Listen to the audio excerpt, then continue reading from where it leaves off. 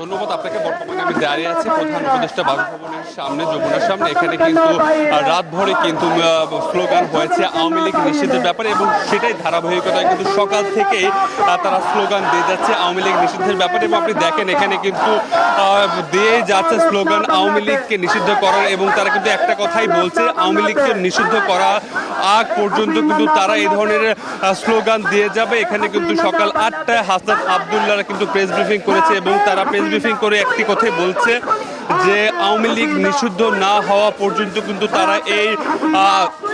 তারা কিন্তু এই আয়োজন চালিয়ে যাবে। এবং তারা আরো হুঁশিয়ারি দিয়েছে যে এই দেশে কোনোভাবে আওয়ামী লীগকে রাজনীতি করার সুযোগ দেওয়া যাবে না, কারণ তারা বলছে তাদের হাতে কিন্তু এই দেশের হাজারো শিক্ষার্থীর রক্ত লেগে আছে, এবং তাদের আসলে কোনোভাবে রাজনীতি করার অধিকার নেই। এবং আমি যদি বলি, এখানে কিন্তু গতকাল রাত থেকেই কিন্তু তারা এখানে আন্দোলন করছে। তারা বারবার একই কথা বলছে যে অন্তর্বর্তী সরকার প্রায় 9 মাস হয়েছে ক্ষমতায় চলে এসেছে, এখনো কেন আওয়ামী লীগকে নিষিদ্ধ করা হয়নি। এবং যে ছাত্র জনতা এখানে এসেছে তারা বলছে আওয়ামী লীগের অন্তর্বর্তী সরকার যদি সঠিক পদক্ষেপ নিত তাহলে কিন্তু এতক্ষণে আওয়ামী লীগ নিষিদ্ধ হয়ে যেত। এবং এখানে কিন্তু অনেক মানুষ, ছাত্র জনতা রয়েছে, জাতীয় নাগরিক পার্টির নাহিদ ইসলাম কিন্তু গতকাল রাতেও কিন্তু এখানে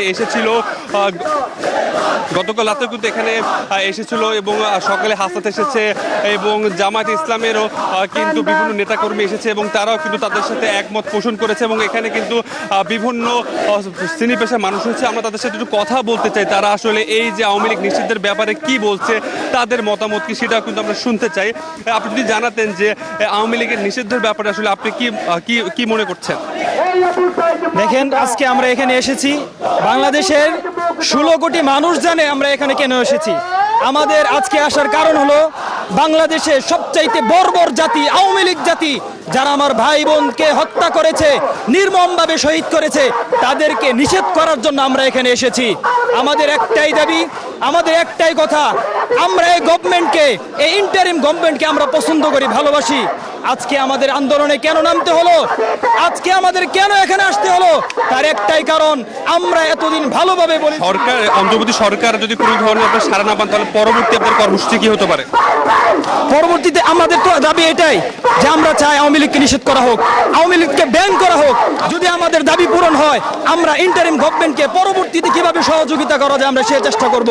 আমাদের একমাত্র এখন দাবি, এই আওয়ামী লীগকে, খুনি ফ্যাসিস্টকে, যারা হেফাজতে কালো রাতে হত্যাকাণ্ড চালিয়েছে, যারা 5 আগস্ট হত্যাকাণ্ড চালিয়েছে, যারা আর্মি সেনাবাহিনীকে হত্যা করেছে, আমরা তাদের নিষিদ্ধ চাই। যদি তাদেরকে নিষিদ্ধ করা হয় তাহলে আমরা ইন্টারিম গভর্নমেন্ট। আপনি শুনছিলেন, কিন্তু আপনি দেখতে পেয়েছিলেন সাধারণ মানুষের ভিতরে আসলে কতটা ক্ষোভ রয়েছে আওয়ামী লীগকে নিষিদ্ধ করার ব্যাপারে আসলে। এবং হাসনাত আবদুল্লাহ সর্বশেষ যে তথ্য পেয়েছে তিনিও বলেছেন এখানে কিন্তু যমুনার সামনে কিন্তু একটা মঞ্চ করা হবে, এবং সেখানে কিন্তু প্রতিনিয়ত তারা প্রতিবাদ করে যাবে আওয়ামী লীগ নিষিদ্ধ না হওয়া পর্যন্ত। তো যমুনার সামনে থেকে আমার সর্বশেষ এই তথ্য ছিল। বান্ডেল থাকলে প্রতি সেনমানিতে টাকা বাঁচবে। বিকাশ সেনমানি বান্ডেল কিনে জিতুন প্রতি লেনদেনে।